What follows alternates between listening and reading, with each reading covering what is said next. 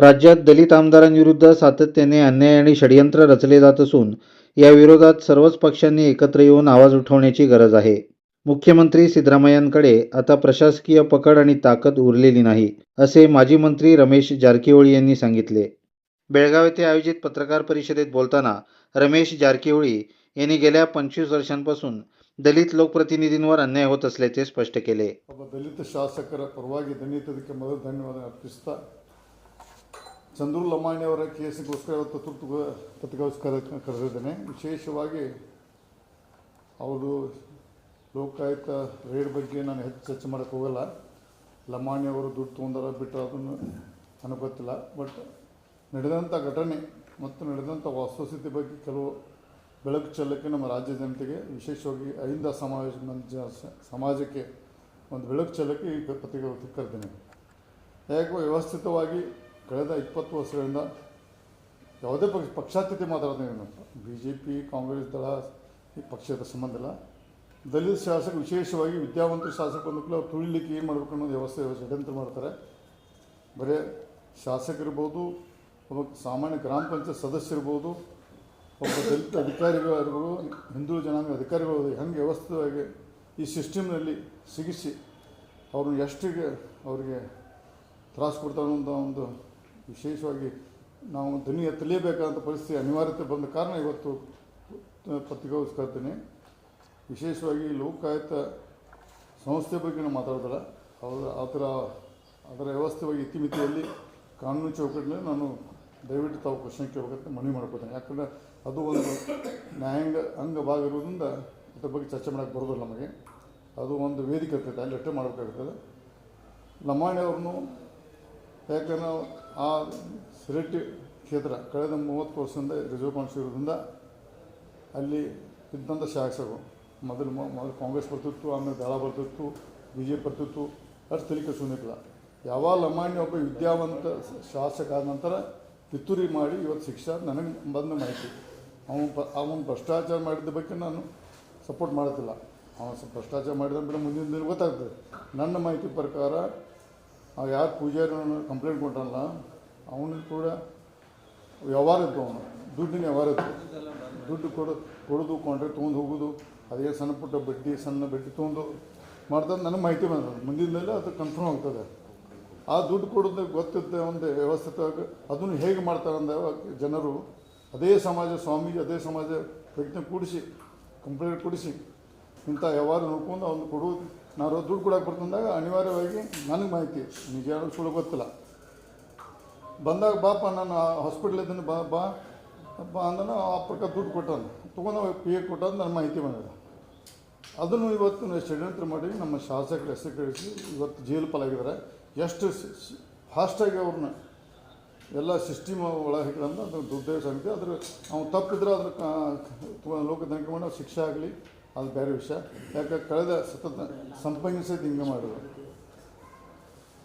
ಇವತ್ತು ಏನು ಮಾಡಿದ್ರು. ಮತ್ತು ಮೊನ್ನೆ ಒಂದು ಉದಾಹರಣೆ, ಒಬ್ಬ ಸುರೇಶನ ಒಬ್ಬ ಧಾರವಾಡ PWD ಇದ್ದ. ಸಾಯಂಕಾಲ 6 ಗಂಟೆ ರಿಟೈರ್ ಹಾಕೋಣ, ಮಧ್ಯಾಹ್ನ 2 ಗಂಟೆಗೆ ರೇಡ್ ಆಗ್ತದೆ.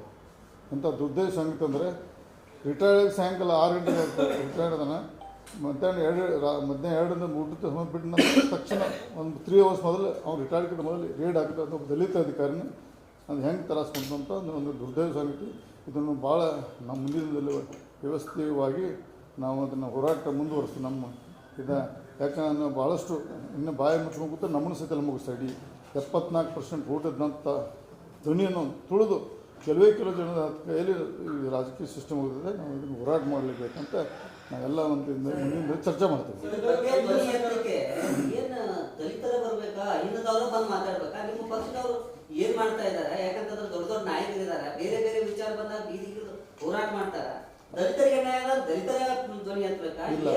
ಇವತ್ತು ಮೊದಲ ಬಾರಿಗೆ ಒಬ್ಬ ಮಾಜಿ ಮುಖ್ಯಮಂತ್ರಿ ಅದಕ್ಕೆ ಧನ್ಯವಾದ ಜಗದೀಶ್ ಶೆಟ್ಟರ್ ಧನ್ಯವಾದ. ಅದೇ ಥರ ನಮ್ಮ ಜನಾಂಗದ ಸಹ ಮುಂದಿನದಲ್ಲಿ ನಮ್ಮವರು ಬುದ್ಧಿವಂತರಾಗಬೇಕು. ನಾವು ಬೇರೆ ಜನಾಂಗಕ್ಕೆ ನಾವು ಅವ್ರು ಮಾಡ್ತಾರೆ, ಅವ್ರಿಗೆ ವಿದ್ಯಾವಂತ ಅದಾರ, ಅವ್ರು ಹೋರಾಟ ಮನೋಭಾವ ನಾವು ಬೇಡ. ಅವನು ಏನು ಅಹಿಂದ ಅಂತೂ ಎದೆವು ತಟ್ಕೊಂಡು ಹೋಗಲ್ಲ. ಆ ಜನರಿಗೆ ಬುದ್ಧಿವಂತರಾಗಬೇಕು. ನಾವು ಹೋರಾಟ ಮನೋಭಾವ ಬರಬೇಕು. ನಾವು ತಪ್ಪು ಮಾಡಿದಾಗ ನಾವು ಹೋರಾಟ ಮಾಡಬೇಕು. ಅವ್ರು ನೋಡಬೇಕು. ಬೇರೆ ಜನಾಂಗದವರು ಅವ್ರ ಮನುಷ್ಯ ತಪ್ಪಿದ್ರು ತಪ್ಪಿಲ್ಲ ಅನ್ನೋಂಥ ಸೃಷ್ಟಿ ಮಾಡ್ತಾರೆ. ಅದನ್ನು ನಾವು ನಮ್ಮ ಜನ ಕಡೆ ನಾವು ಭ್ರಷ್ಟಾಚಾರ ಬಗ್ಗೆ ನಾವು ಸ್ವಲ್ಪ ಮಾಡ್ತಿಲ್ಲ, ಸಿಸ್ಟಮ್ ಬಗ್ಗೆ ನಾವು ಹೋರಾಟ ಮಾಡೋಕ್ಕಂತ ಪ್ರಯತ್ನ ಮಾಡಿದೆ. ಮುಂದಿನ ದಿನದಲ್ಲಿ ಬಹಳಷ್ಟು ಇನ್ನು ಚರ್ಚೆ ಮಾಡ್ತೀವಿ. ನಮ್ಮ ಜನಾಂಗದವರು ಎಲ್ಲ ಕೂಡಿ ಮಾಡ್ತಾರೆ. ಒಬ್ಬರ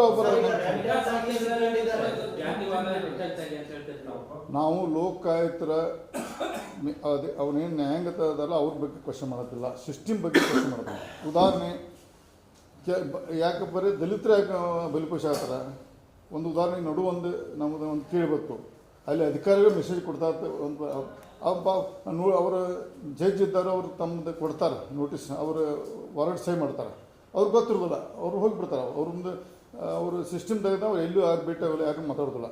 ಅಲ್ಲಿ ಇದ್ದ ಸಿಸ್ಟಮ್ದವರು ಅಲ್ಲಿ ಮೆಸೇಜ್ ಕೊಟ್ಟು ಯಾರು ಬರೀ ದಲಿತ ಬಲಿಪಶು ಆಗ್ತಾರೆ, ಅಧಿಕಾರಿ ಇರ್ಬೋದು, MLA ಇರ್ಬೋದು, ದಲಿತರ ಮತ್ತು ಅಹಿಂದ ಮಂದಿ ಕಾಂಗ್ರೆಸ್ ಸರ್ಕಾರ ದಲಿತರ ಸರ್ಕಾರ ಅಹಿಂದ ಪರ ಸರ್ಕಾರ ಅದೇ ದೊಡ್ಡ ಸಂಗತಿ. ಯಾಕಪ್ಪ ದಲಿತರ ಅಂತ ಹೋರಾಟ ಮಾಡಿ ದಲಿತ ಸಿದ್ದರಾಮಯ್ಯ ಇರ್ಬೋದು, ಮತ್ತು ನಮ್ಮ ಸತೀಶ್ ಜಾರಕಿಹೊಳಿ ಇರ್ಬೋದು, ಮಾದೇವಪ್ಪ ಇರ್ಬೋದು, ಪರಮೇಶ್ವರ್ ಇರ್ಬೋದು, ಮುನಿಯಪ್ಪ ಇರ್ಬೋದು, ಎಲ್ಲರೂ ಇದ್ದಾಗ ನಾವು ಅನಿವಾರ್ಯವಾಗಿ ನಾವು ಇವತ್ತು BJP ಶಾಸಕ ಬಂದು ಕುಂತು ದಲಿತರ ಕಾಂಟ್ರಾಕ್ಟ್ ತಗೊಂಥ ಪಕ್ಷದ ಅಧಿಕಾರ ಇದ್ದಾಗ ನಾವು BJP ಬಂದು ಇವತ್ತು ಜಗದೀಶ್ ಶೆಟ್ಟರು ನಾವು ಮಾತಾಡೋಂಥ ಪ್ರಸಂಗ ಬಂದಕ್ಕೆ ನಾವು ಭಾಳ ಖೇದ ಅನ್ನಿಸ್ತದೆ. ಅದು ಸರ್, ಈಗ ನಿಮ್ಮ ಪಕ್ಷದ ಸ್ಟ್ಯಾಂಡ್ ಏನು ಸರ್? ಏನು ಮಾಡ್ತಾ ಇದ್ದಾರೆ ನಿಮ್ಮ ಪಕ್ಷದವರು, ನಿಮ್ಮ ನಾಯಕರು?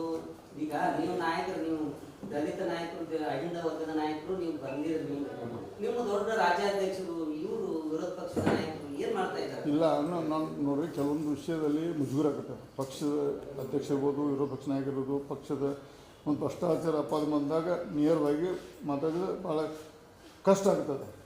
ಅದನ್ನು ನಮ್ಮದು ಯಾವುದೇ ರಾಜ್ಯಾಧ್ಯಕ್ಷ ನಮ್ಮ ಭಿನ್ನಾಯಕ ಇರ್ಬೋದು, ಬಟ್ ಅವ್ರು ಕುರ್ಚಿ ಮೇಲೆ ಕೂತಾಗ ಅವರು ಮಾತಾಡೋದು ಭಾಳ ಕಷ್ಟದಾಯಕ ಆಗ್ತದೆ. ಭ್ರಷ್ಟಾಚಾರದ ಅಪವಾದ ಬಂದಾಗ ಸಿಕ್ಕಿಕೊಂಡಾಗ ಬಂಧನ ಆದಾಗ ಭಾಳ ಕಷ್ಟ ಆಗ್ತದೆ. ಅದಕ್ಕೆ ಆದ ವಿಷಯ ಪಾರ್ಟ್ 2 ನಾವು ಬರೇ ಪದೇ ದಲಿತ ಶಾಸಕರು, ಹಿಂದುಳಿದ ಜನಾಂಗ ಅಧಿಕಾರಿಗಳು, ಹಿಂದೂ ಶಾಸಕರಿಗೆ ಯಾಕೆ ಆಗದೆ ಅನ್ನೋಂಥ ಇದು ವಿಚಾರ ಮಾಡುವಂಥ ಪುಸ್ತಕ ನಮ್ಮ ಜನಾಂಗದಾಗ ಬುದ್ಧಿವಂತರಾಗಬೇಕು ನಾವು. ಇನ್ನು ಅದು ಏನಾಗ್ತೈತಿ, ಬೇರೆ ಚಂದ್ರು ಲಮಾಣಿ ನಿರುಕ್ತವಾಗಿ ಹೊರಗೆ ಬರ್ತಾರೋ, ಅಪ್ಪರದಾಗ ಹೊರಗೆ ಬರ್ತಾರೋ ಬೇರೆ ಬಿದ್ದಿರ್ಬೋದು ನೋಡಿ. ಒಂದು ಶಿಫ್ಟ್ನ ಅನುಭವಗಳೇ ಅಂತ ಮಾತಾಡೋದು ಆಡಿಯೋ ಮೇಲೆ ನೀವು ಇವತ್ತು ನೋಡ್ರಿ, ನನಗೆ ಮಾಹಿತಿ ಪ್ರಕಾರ ಒಂದು ದುಡ್ಡಿನ ವ್ಯವಹಾರದ್ದು ಇಲ್ಲ. ನನಗೆ ಮಾಹಿತಿ ಬಂದ ಪ್ರಕಾರ ಅದನ್ನೇ ಹೇಳ್ತೀನಿ ನಾನು. ಇದು ಭ್ರಷ್ಟಾಚಾರ ಚಂದ್ರ ಲಮಾಣಿ ಬಗ್ಗೆ ಭ್ರಷ್ಟಾಚಾರ ಮಾಡಿದಾರೋ ಬಿಟ್ಟರೋ ಅಂತ ಬಗ್ಗೆ ಪತ್ರಿಕಾಗೋಷ್ಠಿ ಕರೆದಿಲ್ಲ ನಾನು. ಅದು ಮುಂದಿನ ದಿನದಲ್ಲಿ ಸಾಬೀತಾಗುತ್ತದೆ. ಅದು ಅವ್ರು ತಪ್ಪು ಮಾಡಿದಾರೋ, ದುಡ್ಡು ತೊಗೊಂಡ್ರೆ. ನನ್ನ ಮಾಹಿತಿ ಪ್ರಕಾರ ಅದೇ ಸಮಾಜದ ಒಬ್ಬ ಸ್ವಾಮೀಜಿಯವರು ಒಬ್ಬ ದಲಿತ ಸಮಾಜದ ಕಾಂಟ್ರಾಕ್ಟರನ್ನು ಬಳಸ್ಕೊಂಡು, ಯಾಕಂದ್ರೆ ದುಡ್ಡಿನ ವ್ಯವಹಾರ ಇರ್ತದೆ. ಯಾರೂ ವಿದ್ಯಾವಂತ ಶಾಸಕದಾಗ ನೇರವಾಗಿ ತನ್ನ ಚೆಂಬರ್ ಕರ್ಕೊಂಡು ಹೋಗ್ತಾ ಒಂದು ಮೂರ್ತನ ಯಾರು ಮಾಡೋದಿಲ್ಲ. ನನ್ನ ಮರ್ತೆ ಪ್ರಕಾರ ಮೂರ್ತನ ಎಷ್ಟೇ ಗೊತ್ತು. ಅದೇ ನೋಡಿರಿ, ಅವ್ರು ವ್ಯವಹಾರ ಇರ್ತಾವೆ. ಈಗ ಉದಾಹರಣೆ ರಮೇಶ್ ಜಾರಕಿಹೊಳಿ ಯಾವುದು ಉದಾಹರಣೆ ನಾವು ನೋಡ್ಕೊಂಡು ಅವ್ನ ಬುಕ್ ಮಾಡಿ ನನಗೇನು ಗೊತ್ತಿಗೆ ನಂಗೆ ನಾನು ಒಂದು 2 ಲಕ್ಷ ರೊಕ್ಕ ಕೊಟ್ಟಿರ್ತಾನೆ. ಸೌಕರ್ಯ ರೊಕ್ಕ ಕೊಟ್ಟು ತೊಗೊಂಡು ಕೊಟ್ಟರೆ ಏನು ಹೆಂಗೆ ಹೇಳಿ? ನಾನು ಒಬ್ಬ ಲೈವ್ ಎಕ್ಸಾಂಪಲ್. ನನಗೂ ಹೆಂಗೆ ಮಾಡಿದ್ರೆ ನಿಮ್ಗೆ ಗೊತ್ತು. ಅದ್ರ ಬಗ್ಗೆ ಚರ್ಚೆ ಮಾಡಬೇಡ. ರೋಡ್ ಲಿಮಿಟರ್ ಇದೆ. ನಾನು ಬೆಳೀತು, ನನಗೂ ಹೆಂಗೆ ತುಳಿತಾರೆ, ಹೆಂಗೆ ಬಿಡಿಸ್ತಾರೆ, ಮೂಲೆ ಕೂತಾರೆ ನನಗೆ ಗೊತ್ತು. ಆದ್ರೆ ನಾ ಛಲ ಬಿಟ್ಟು ನಾವು ಹೋರಾಟದಿಂದ ಹೊರಗೆ ಬಂದನು ಅಷ್ಟೇ. ನಾನು ಒಬ್ಬ ಅದಕ್ಕೊಂದು ವಿಕ್ಟಿಮ್. ಅದು ನಾನು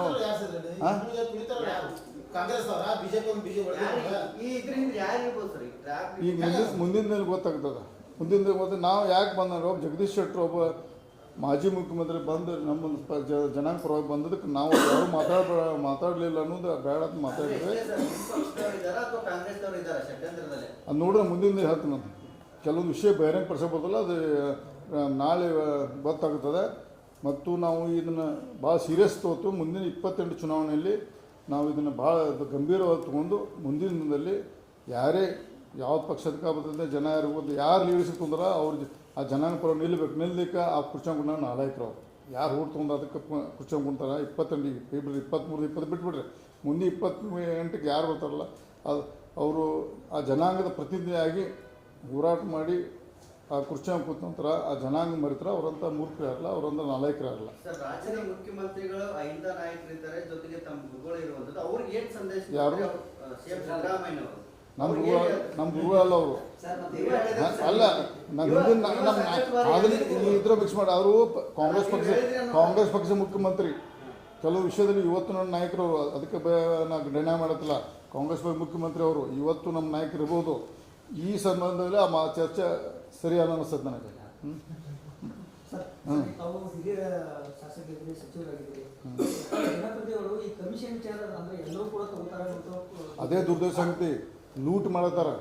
ಯಾಕಂದರೆ ಉದಾಹರಣೆ ಕೆಲವು ವಿಷಯ ನೋಡಿ, ಬೆಳಗಾವದಲ್ಲಿ ತಹಸೀಲ್ ಆಫೀಸ್ ಹೆಂಗೆ ಸತ್ತ, ಅದು ಯಾರು ಮಾಡಿದಾರೆ ಪಾಪ, ಯಾರು ನಂಗೆ ಗೊತ್ತಿಲ್ಲ, ಅದ್ರ ಬಗ್ಗೆ ಮಾಹಿತಿ ಇಲ್ಲ. ಇಲ್ಲಿ ಒಬ್ಬ ಬರಲಿಲ್ಲ, ಕಲಬುರ್ಗಿ ಹೋಗ್ತಾರೆ, ಅದೇ ಸೇಮ್ ಕೇಸಿನ ಕಲಬುರ್ಗಿ ಹಾಕಿ ಹೋಗ್ತಾರೆ, ಕಲಬುರ್ಗಿ ಗೆರಕ್ಕೆ ಹೋಗ್ತಾರೆ, ಇಲ್ಲಿ ಬರೋಂಗಿಲ್ಲ. ಮುಂದೆ ದಲಿತರ ಪರವಾಗಿ ಮತ್ತು ಉದಾಹರಣೆ ಮಣ್ಣು ನಡೆದಂಥ ಅಸೆಂಬ್ಲಿ ನೋಡಿದ್ರಿ, ವ್ಯವಸ್ಥೆ ಹೆಂಗೆ ನಡೆದು ಹೆಂಗೈತಿ ಅಸೆಂಬ್ಲಿ ನೋಡಿದ್ರಿ, ಅಸೆಂಬ್ಲಿ ಹೆಂಗೆ ನಡೆದು ನಮಗೆ ಅರ್ಥ ಆಗಿಲ್ಲ. ಹೆಂಗೆ ಏನು ಸಿಸ್ಟಮ್, ವಿರೋಧ ಪಕ್ಷ ನಮಗೆ ಅರ್ಥ ಆಗುತ್ತೆ, ಸರ್ಕಾರ ಅರ್ಥ ಆಗುತ್ತೆ. ಅದಕ್ಕೆ ನಾವು ಭಾಳ ಮನಸ್ಸು ನೋವು ಗಪ್ ಕೂತ್ಬಿಟ್ಟು ನಾವು ಎಲ್ಲಿಯೂ ಪಾರ್ಟಿಸಿಪೇಟ್ ಮಾಡ್ತಾಯಿಲ್ಲ. ನಾವು ಬಿ ಜೆ ಪಿ ಫೇಲ್ ಅನ್ನಕ್ಕೆ ಬರೋದಿಲ್ಲ, ಬಟ್ ಸರ್ಕಾರ ಫೇಲು, ಬಿ ಜೆ ಪಿ ಅನ್ನಕ್ಕೆ ಬರೋದಿಲ್ಲ. ಸಿಎಂ ಸಿದ್ದರಾಮಯ್ಯ ಅವರನ್ನು ಟ್ವೀಟ್ ಮಾಡಿದ್ದಾರೆ. ಯಾವುದು? ಸಿಎಂ ಸಿದ್ದರಾಮಯ್ಯ ಅವರನ್ನು ಟ್ವೀಟ್ ಮಾಡಿದ್ದಾರೆ. ನಾನು ಕುರುಬ ಅನ್ನೋ ಕಾರಣಕ್ಕಾಗಿ ನನ್ನನ್ನು ಕೂಡ ಸಾಕಷ್ಟು ಬಾರಿ ಏನು ಟಾರ್ಗೆಟ್ ಮಾಡಿದ್ದಾರೆ, ನನ್ನದು ಕೂಡ ಷಡ್ಯಂತ್ರ ಇದೆ ಅನ್ನುವಂಥದ್ದು. ಅದೇ ತಪ್ಪು ಅವ್ರದ್ದು. ಅವ್ರು ಕುರುಬ ನಾಯಕರಲ್ಲ, ಹಿಂದುಳಿದ ಜನಾಂಗ ನಾಯಕರವರು. ಅದೇ ತಪ್ಪು ಅವ್ರ ಭಾವನೆ. ಕುರುಬ ನಾಯಕರಲ್ಲ ಅವರು, ಹಿಂದುಳಿದರ ನಾಯಕ ಅನ್ನೋದು ಪ್ರತಿಪಾದನೆ ಮಾಡ್ಕೊಂಡು. ನಾನು ವಾಲ್ಮೀಕಿ ನಾಯಕ ಅಲ್ಲ, ಹಿಂದುಳಿದರ ನಾಯಕ. ನಾನು ಇದ್ದಕ್ಕೆ ಹೇಳ್ತೀನಿ.